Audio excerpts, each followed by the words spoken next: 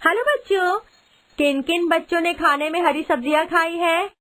मैंने खाई है। शाबाश।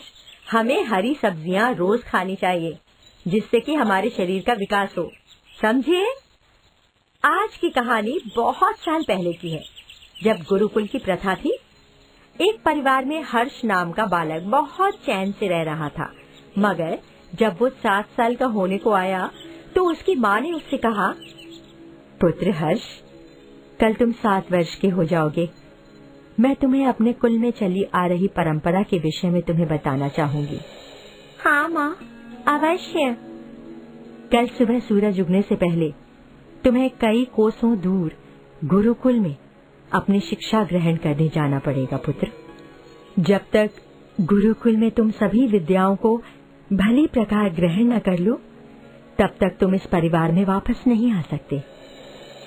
इन विद्याओं को ग्रहण करने में कितना समय व्यतीत होगा माँ? लगभग 17 वर्ष। जब तुम कल सुबह घोड़े पर सवार होगे, उसके बाद तुम्हें पीछे मुड़कर नहीं देखना होगा। परीक्षा बहुत कठिन है पुत्र, परंतु तुम्हारे दादा परदादा के समय से ये परंपरा चली आ रही है और आज तक कोई भी इस परीक्षा में विफल नहीं हुआ। सो पुत्र हर्ष, तुम भी पीछे मुड़कर मत देखना।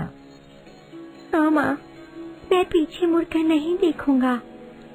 चाहे मेरा मन कितना भी विचलित क्यों न हो, मैं अपने कुटुंब का मान रखूंगा।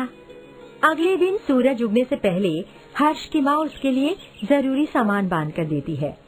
हर्ष के पिता घोड़े को तैयार करते हैं। हर्ष अपने माता पिता से गुरुकुल जाने की अनुमति लेता है। प्रणाम पिताजी। प्रणाम माताजी। मुझे आशीर्वाद दें कि मैं 17 वर्ष बाद सफल होकर ही इस कुटिया में वापस आऊं।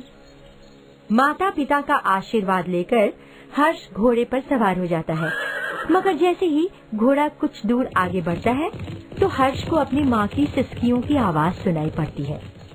हर्ष का मन विचलित होने लगता है कि बस एक नजर वो पीछे मुड़कर अपनी माँ को देख ले। हर्ष मन ही मन सोचता है, माँ मेरे वियोग में रो रही है। मुझे बस एक बार पीछे मुड़कर देख लेना चाहिए ताकि वो मुझे हंसकर विदा कर सके। नहीं, ये मैं क्या सोच रहा हूँ। मेरी परीक्षा की घड़ी अभी से ही आरंभ हो गई है।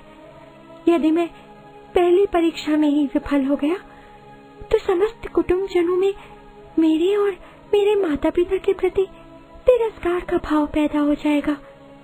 नहीं, मुझे अपने मन को कठोर करना पड़ेगा। हर्ष किसी तरह अपने आंसुओं को पीकर और मन को कड़ा करके कोसों दूर गुरुकुल के द्वार पर पहुंच जाता है। वहां जैसे ही घोड़े से उतरकर अपना वस्त्र आदि सामान लेकर वो द्वार से अंदर प्रवेश करने लगता है, तभी एक कड़क और जोरदार आवाज उसे सुनाई पड़ती है। वो आवाज गुरु की है।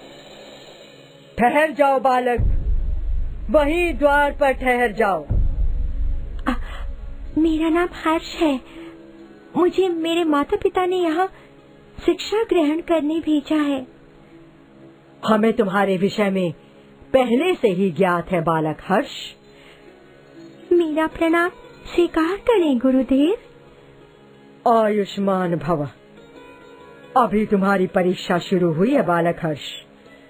पहली परीक्षा ये है कि तुम्हें यहीं द्वार पर आंखें बंद करके बिना हिले डुले तब तक बैठना पड़ेगा जब तक कि मैं स्वयं तुम्हें अंदर आने की आज्ञा नहीं दे देता। गुरुदेव की आज्ञा स्वीकार है।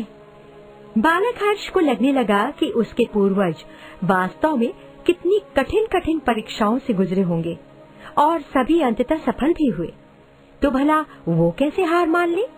वो अपने वस्त्र और सामान की पोटली जमीन पर रखकर वही बगल में ध्यान की मुद्रा में आंखें बंद कर बैठ जाता है।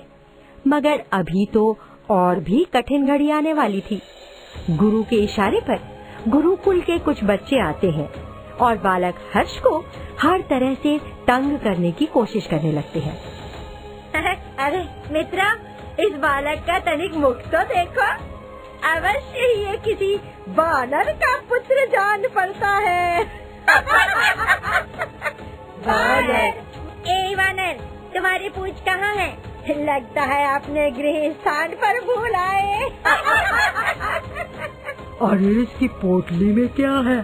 चलो खोल कर देखते हैं। सभी शिष्य पोटली खोलते हैं और उसमें घी से बने स्वादिष्ट लड्डू खाने लगते हैं। हर्ष मन ही मन सोचता है, हे ईश्वर, मुझे धैर्य प्रदान करे ताकि मैं इनकी खिल्लियों से तनिक भी विचलित ना हो। धैर्य बढ़ाओ प्रभु, ताकि मैं अपनी आंखें बंद रख सकूं तब तक, जब तक कि गुरुदेव स्वयं मुझे प्रवेश के लिए नहीं पुकारते। इस तरह बालक हर्ष संकल्प साधते हुए गुरुकुल के प्रवेश द्वार पर आंखें बंद किए घंटों बैठा रहा। सायंकाल आ गया, चारों तरफ अंधेरा घिरने लगा। एक एक कर सभी शिष्य अपनी कुटिया में चले गए। सर्दी के मारे हर्ष कांपने लगा, पर वो जरा सा भी हिल नहीं सकता था और न ही अपनी आंखें ही खोल सकता था। बस उसका रोम रोम ईश्वर से प्रार्थना कर रहा था कि वो इस कठिन परीक्षा को पार कर सके। तभी अचानक गुरु की पुकार उसके कानों में पड़ती है। बालक हर्ष, मैं तुम्हारी संकल्प शक्ति को देखकर अति प्रसन्न हुआ। तुम इस गुरुकुल में प्रवेश की प्रथम परीक्षा में सफल हुए। जी गुरुदेव। अब तुम अपनी आंखें खोल सकते हो। तुम्हारा इस गुरुकुल में स्वागत है। वर्ष पर वर्ष बीतते गए।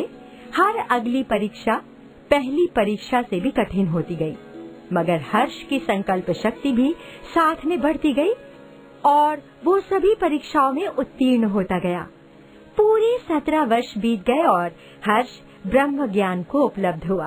कहा जाता है कि जिस पुरुष को ब्रह्म ज्ञान हो जाता है, उसका इसी शरीर में रहते हुए दोबारा जन्म होता है। अब वो दिन आ गया था जब वो गुरुकुल से विदा लेने के लिए गुरु का आशीर्वाद लेने उनकी कुटिया पर पहुंचा। प्रणाम गुरुदेव, मैं आपसे आज्ञा लेने आया हूँ। आयुष्मान भव। हर्ष, अब तुम ब्रह्म ज्ञानी हो, और जिसे ब्रह्म का ज्ञान हो जाता है उसका दोबारा जन्म होता है। एक जन्म शरीर का होता है जो तुम्हें माता पिता से प्राप्त होता है, और दूसरा जन्म गुरु से मिलता है। उसे द्विज कहा जाता है। आज से तुम द्विज हो गए हो। दुनिया में कई तरह के ज्ञान है, लेकिन सर्वश्रेष्ठ ज्ञान तो ब्रह्म ज्ञान ही है। यानी जिसने ब्रह्म को जान लिया वो ब्रह्म ज्ञानी अर्थात द्विज कहलाता है। अब कल तुम सब फिर आना, मैं अपनी कहानी के पिटारे से नई कहानी सुनाऊंगी। तब तक के लिए धन्यवाद। बाय बच्चों।